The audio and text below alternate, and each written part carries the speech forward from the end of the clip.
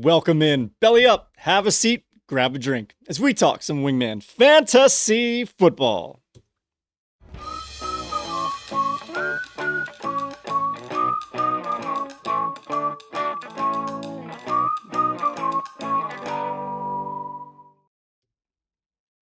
Welcome on into another edition of Wingman Fantasy Football, the League Podcast. I'm your host, Michael Furley, and as always, I'd like to thank all of you, or any of you who may be watching or listening to today's show.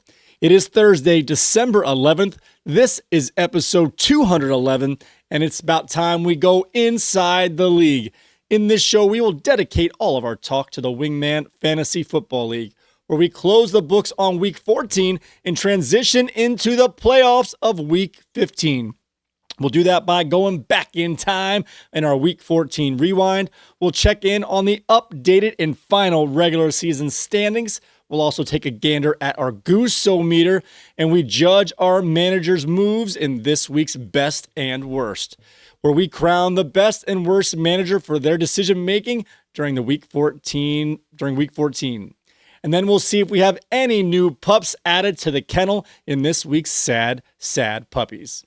Then we will look forward to Week 15 in the Wingman Fantasy Football League, where we check on the activity of our waiver wire, see who's on top of the newest and final power rankings, and then we'll go over our playoff matchups. Playoffs? Don't talk about playoffs. In the Wingman Fantasy Football League. But before we do any of that, I'd like to make sure that everybody is in the room. Wingmen assemble! All right, now that everyone is here, let's get right into it. Let's go back in time for the Week 14 rewind. Let's go back!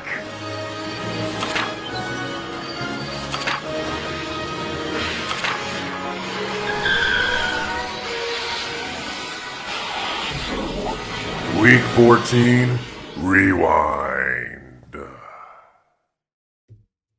All right, let's take a look back at our Week 14 matchup, starting off with Michael's Amazing Spidey, who came in at 6-7 with a slim chance to make the playoffs, up against Katie's King George, who was at 7-6. And we did have the upset this week, as Michael's Amazing Spidey did get the win, although be it a low, disappointing score for both managers at 78.03 to 75.41. This is now 2 straight wins for Amazing Spidey to close out his season, and this was our closest game of Week 14 at a less than a 2.7 point differential. Our next game here is our point leader, Bernie's Team B, up against the Fantastics. Team B came in clinching a playoff spot prior to this week at 8-5, while the Fantastics had the slimmest of hopes to get into the playoffs at 6-7.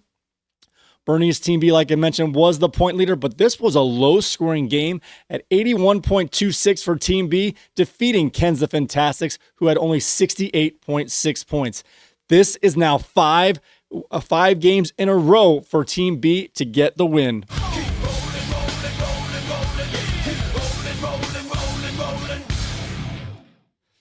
With this low score by Team B, this opened up the gates for a potential another team out there to catch him in total points. This leads right into our next game, as now Corey's May Daddy 2s, who came in at 7-6, needed a win to clinch the playoffs, although he was probably in due to tiebreakers anyway. Was down by 44 points. Is that right? Yeah, down by 44 points going into this one, and he almost got there. Team B almost relented at the last minute here, as Corey's May Daddy 2s defeated Andrew's Crazy Fish 116.84 to 109.59.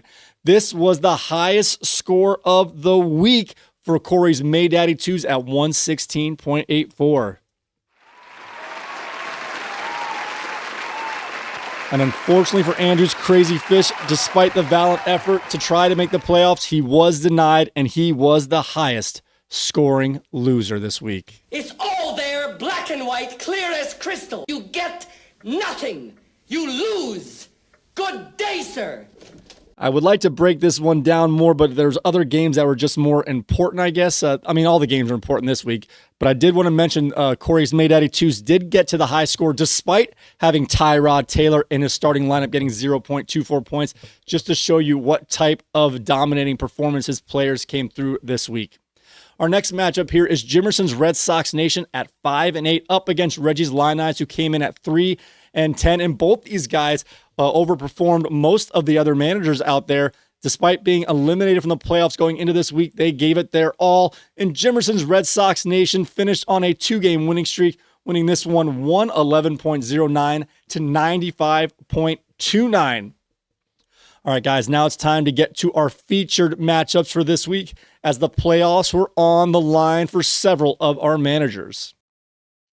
First off here, we have Alex as they took our jobs, our reigning champion from last year, but he came in at 6-7 up against Brian's under 40, our number one seed going into this week at 9-4, and a loss would eliminate they took our jobs, while a win would go a long way in securing a playoff berth, as he had the most points scored overall for the season for all our 6 and 7 teams, which gave him a great chance in terms of a tiebreaker. But nonetheless, he would have to get the win, and he did just that in the upset. Average Joe's wins in a shocking upset.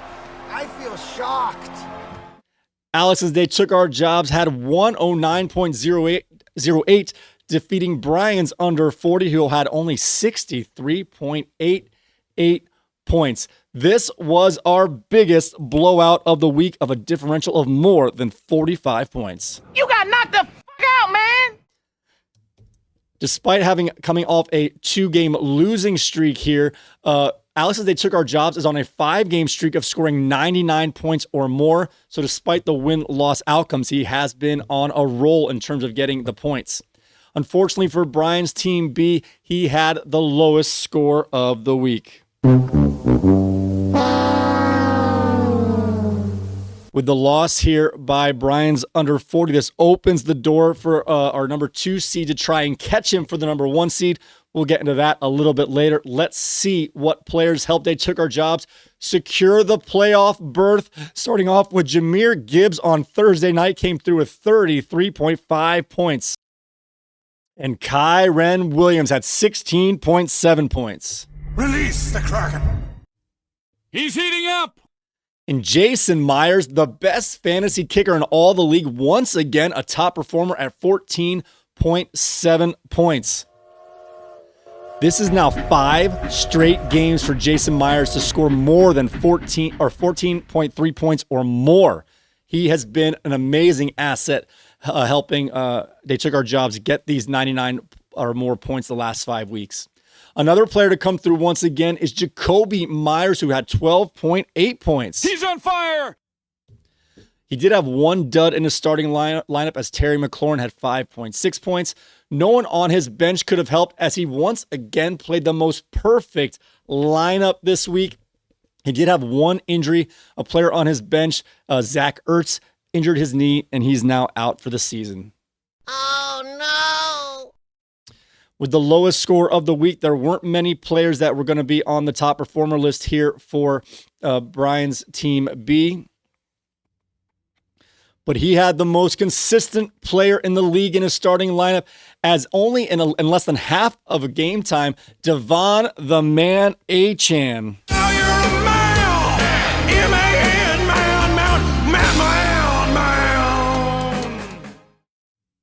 Devon the Man Achan came through with 17 points. He has scored at least 11 points in every single game this season. Now this is where this low score came in, as we had many duds on in the starting lineup for Brian's under 40. Starting off with who? Devontae Adams at 4.9 points. Rookie running back Ashton Genty only had 4.8 points, and Darnell Mooney once again a dud at 1.1 points. He has had 5 or less points in 6 of his last 7 games, yet he keeps finding his way into the lineup. He did have one bench player who could have outscored a starter, as start of the week, Tyler Shuck came through with 23.26 points. He's heating up. And he did have one major injury in terms of a player, but I think he's going to be okay. We have Devon, the man, Achane, suffered a rib injury, which knocked him out of the last game.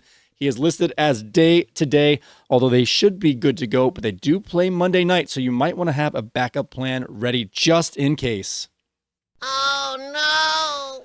All right, we mentioned it here with the low score of under 40 and the loss. This opened the door for Jeff's Always Right to try and jump him to get the number 1 seed and the first round bye. And we had Jeff's Always Right up against Paul's Cubert Rage fighting for his playoff life, as Jeff's Always Right came in at 8-5. Paul's Cubert Rage came in at 6-7, needed a win and tons of help to try and make the playoffs. But the help wouldn't even be a matter here, as Jeff's Always Right took this one down 111.9 to 81.32, an over 30-point victory for Jeff's Always Right in the closing week of the regular season. Let's see. All right, so yes, with this big win here and outscoring Brian's under 40 as he did, he has now taken over the point leader and earned himself the number 1 seed. Let's see what players helped him get to this monster score this week. Starting off with Puka Nacua. Had 32.2 points. Tony Pollard came out of nowhere to get 28.1 points. Josh Jacobs finally got back in the end zone after a 2-game absence, getting 16.2 points. And Kyle Pitts makes the top performer list with a modest 12 points. He did have one dud in his starting lineup, however, as the kicker Jake Moody for Washington got 0 points in Always Right's starting lineup. He did have some players on his bench who actually outperformed his starters this week and could have given him even a bigger score, starting off with Joe Burrow at 27.36 points on the bench, and Jacoby Brissett once again at over 20 points at 21.04 points. He's heating up. This is now 7 of his last 8 games where Jacoby Brissett has scored at least 21 points. Jeff's Always Right secured the number 1 seed, gets the bye, and made it through the week without any major injuries. Now let's take a look at Cubert's Rage here. Unfortunately, he finishes the season on a 3-game losing streak. You're as cold as ice. This is now 4 of the last 5 seasons where he's had at least a 2-game losing streak to finish out the regular season. But he did have some strong players in his lineup despite the medium score here, as he was a true mix of studs and duds this week. His studs this week started with T. Higgins at 24.2 points, Jalen Waddle at 15.6, Dalton Kincaid at 12.1, and the Denver defense showing up with 10.5 points. But these duds were too big to ignore. Jaden Daniels getting back on the field, but only for about a half. Only had 4.72 points. Isaiah Pacheco, 3.1 points as a starting dud, and Adonai Mitchell at 2.9 points. He did have a better starting quarterback on his bench, as Aaron Rodgers came back after his dud from the week prior to get 21.86 points. And Riley Patterson, kicker for the Dolphins, had 13.6 points on the bench. He's on fire. All right, on to our next game here. This one was pivotal as we had 2 teams coming in at 7-6. The winner would be in. The loser would be all but out because they were both lower on the total points here. So let's see how this one went down between Ben's Go Gators and Nick's Waddle Away. Like I said, the winner is in, and this was our second closest game of the week at under a 3-point differential, and it was a battle of the special teams, where Ben's Go Gators had Zane Gonzalez and the Minnesota defense combined for 24 points, while Waddle Away had Evan McPherson and Green Bay combined for 6.25 points. This 17-point differential in the special teams was the difference maker, as Ben's Go Gators took this one down to earn himself a playoff spot this season. His first playoff appearance in the Wingman Fantasy Football League. He won this one 88.36 to 83.31. All right, let's see what players helped Go Gators get the narrow victory and his first playoff berth, starting off with Jordan. All you need is love. Came through with 21.36 points. Another start of the week quarterback from Bernie this time showed up, and he is now heating up. He's heating up. Javonte Williams did his best to keep the other Cowboys receivers at bay from Waddle away, as he had a nice 13.7 points. And the Minnesota defense, like we mentioned, part of the special teams that came through at 13.5 points. He had one dud on his lineup, as Ladd McConkey only had 1.7 points. And if this game wasn't, if he wasn't already winning by the 1 point going into Monday night, this would have been dicey for Go Gators. But he was already ahead with all of Nick Waddleaway's players already done. So Ladd McConkey was just a cherry on top. Bench scores that would have made his day even better was Sam Darnold at 24.26 points. And Philadelphia defense was actually less than Minnesota's defense, but a strong showing at 10 points. Honestly, if he would have played Philly's defense instead of Minnesota, he would have lost this week. So good call, Ben, putting the Minnesota defense in. He did have one injury through this week. Ladd McConkey, who did finish the game, has now popped up with a foot injury, although he's listed as day-to-day. Uh-oh. All right, now for Waddle away here. This one the table was set really on Thursday night, as Javonte Williams had 13.7 points, and the combination of George Pickens and CeeDee Lamb could only get 21.3 points. So the 2-for-1, he only had a 6.5 point lead or so between the 2-to-1 players. All right, let's see what players had some good days for Nick Waddle away. Lamar Jackson finally rebounded off his 3-game dud stretch at 23.06 points. And Travis Etienne came back with a 20.7 points. Senior Mwipien has scored 14 or more points in 5 of the last 6 games. And CeeDee Lamb could not finish the game as he left with a concussion, but he racked up the yards early at 15.1 points. He's heating up. He did have one dud in a starting lineup, as Jawan Johnson could only get 5.8 points. And he did have a strong player on his bench, although it wouldn't improve his score, as Trevor Lawrence had 19.36 points on the bench. He's on fire. We've already mentioned it a little bit here, but Waddle away had CeeDee Lamb leave the game early with a concussion, and that might have been the difference. Oh, no.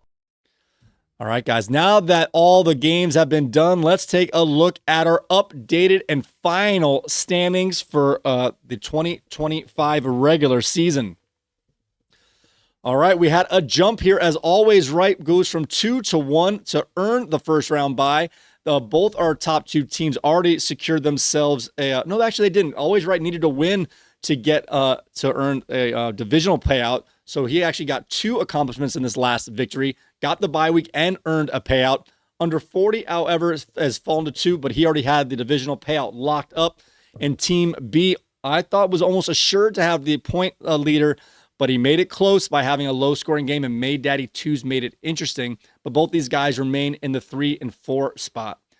Katie's King George Scadaboo falls from 5 to 7, but she holds on to the final playoff spot, while Go Gators moves up a spot to 5. And Alex's They Took Our Jobs from outside the playoff lens jumps from 8 to 6 with his dominating performance. So we had 2 teams at 500 make the playoffs, and 4 teams finish at 500. So we had a 4-way tie for the last 2 spots, which means yours truly, Amazing Spidey, is the first one on the outside of the bracket. And our final 4 teams all stayed about the same here, as we had Cubert's Rage actually fall from 10 to 13. Red Sox Nation had a nice jump from 13 to 10, so they just swapped, and everyone else stayed in the same spot. And a big drop for Waddle away, who dropped from inside the playoffs at 7 down to 9. All right, guys, now it's time to take a look at our updated Goose-O-Meter. I'm just goosing along.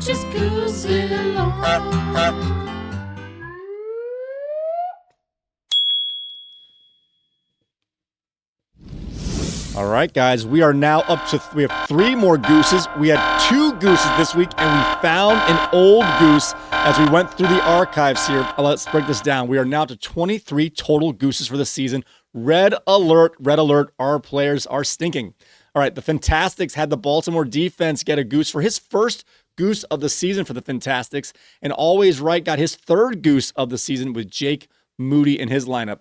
And like I said, we went through the archives and found that crazy fish snuck through the cracks here as we found a wandering goose to get back to the gander here, as he had a spot start in week 5 of Jalen Tolbert, who had a goose. This is now with the now brings the total for crazy fish to 3 gooses. And May Daddy 2s, despite making the playoffs and finishing with the second most points in the league, he is on top of our leaderboard with 4 gooses. All right, guys, it is now time to take a look at our best and our worst managers for week 14. Hey, guys. Did you find it? Nope. But check this out. Wingman Fantasy Football League. Best manager moves and worst manager moves. In this week's best and worst. All right, thumbs up. Ready, guys? Let's do this. Zero! Stick to the pledge. You Stick to the plan. are the absolute worst! All right, guys, our best manager for week 14 is Alex's. They took our jobs. All right, coming into week 14 on a 2-game losing streak, you needed a win to get in. But the victory alone, however, would not guarantee your spot into the postseason, as you would have to fend off those managers trying to catch you in total points in the tiebreaker. But you slammed the door shut, scoring a strong 109 plus points, defeating the at the time number 1 seed and closing the door on those who would try to catch you. Playing the optimal lineup for what seemed to be the 4th or 5th time this year, just by memory, shows you got the right stuff. Making the playoffs for 5 of the last 6 seasons, you are now alive to defend your 2024 title and try and achieve an impressive back-to-back championship done by only one other manager in our league's history. All right, our worst manager for week 14 goes to one of our better managers overall, but we're never going to get a chance to poke fun at the good guys, so let's do it here. Our worst manager is Brian's. I'll take the under 40. The number 1 seed was yours. Win, and it was yours. Score 80 points or more, and it was yours. But your insistence on starting the struggling Darnell Mooney may be your downfall. With the surging Tyler Shuck on your bench and a well-timed waiver acquisition not being taken, that could have been your ticket to earn the first round bye. Honestly, as far as the options on your roster, there was no one on your bench who really could have helped, as Tyler Shuck would have only given you the 7 out of the 15 points needed to fend off Always Right. Let's see here. But let's be clear, the persons to blame here is not Brian's under 40. It was Ashton Genty and who? Devontae Adams. Congratulations, Brian, on the divisional win here and the payout, and good luck in the playoffs. All right, guys, let's take a look at the kennel, see who's joining them in this week's sad puppies. Wingman Fantasy Football. Sad puppy. All right, the Fantastics has been in a slump only surpassed by Lionized. You had an outside chance to make the playoffs coming into week 14 at 6-7, but unfortunately it was not meant to be, as this is now 3 consecutive years sitting at home watching the big boy bracket. Oh, Paul's Cubert Rage. You started the season slow with an 0-3 start, but you completed the mid-season turnaround with a 4-game winning streak, winning 5 of 6 and 7 of 9, only to falter down the stretch on a 3-game losing streak. This end of seasons has not been kind to you as of late, as you've had a 2-game losing streak or longer in 4 of the last 5 seasons. It hasn't all been bad though, as you did have back-to-back playoff appearances prior to this year's total collapse. All right, next on our sad puppies here is Crazy Fish. Oh man, your stick-to-itiveness is something to be admired. After starting 0-5, the hot stretch of Drake London and your ability to stream defenses had you winning 6 of the next 7 games to get back to the 500 mark at 6-6.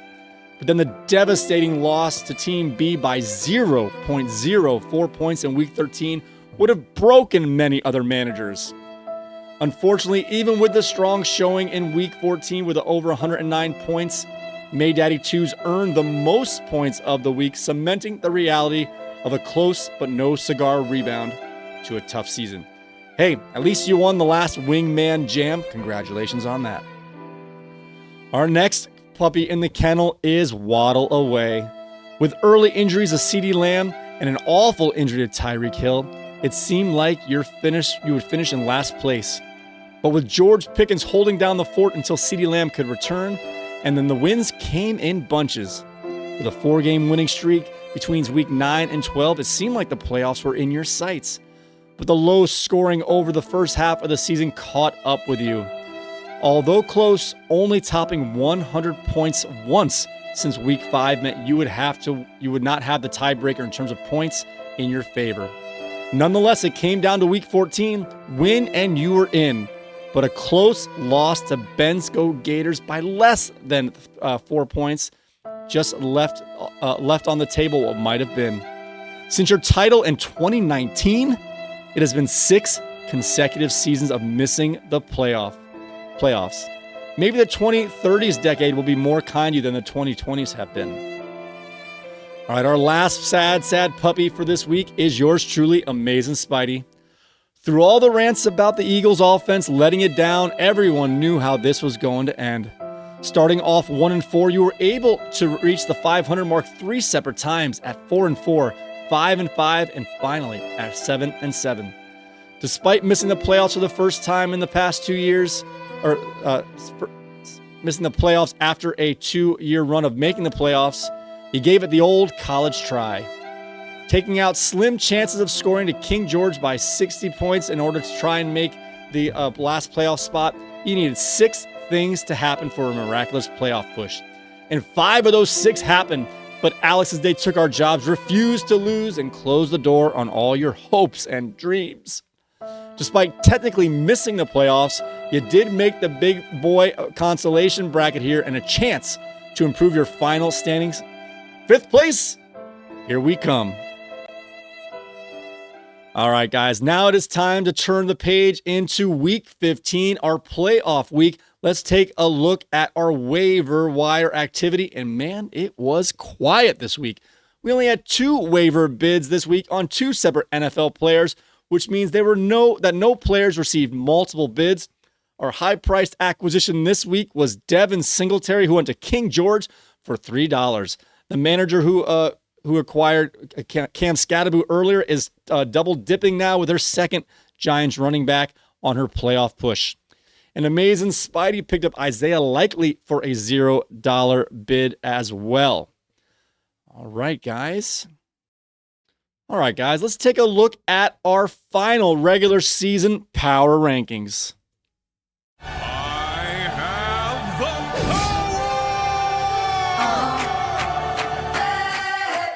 By the power of Grayskull. I'm living in it, no one man should have all that power.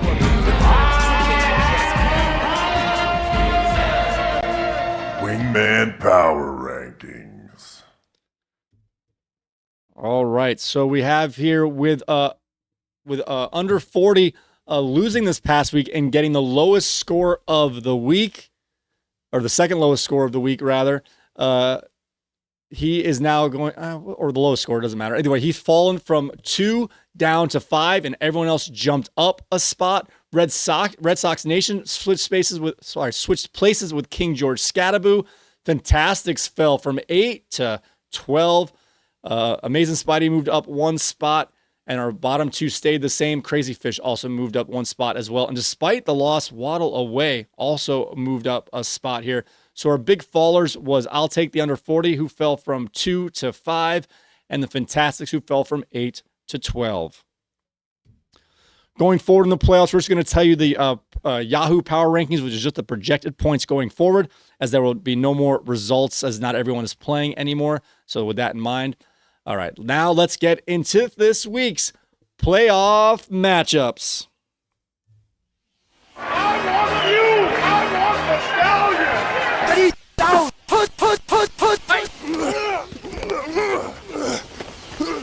This week's matchup.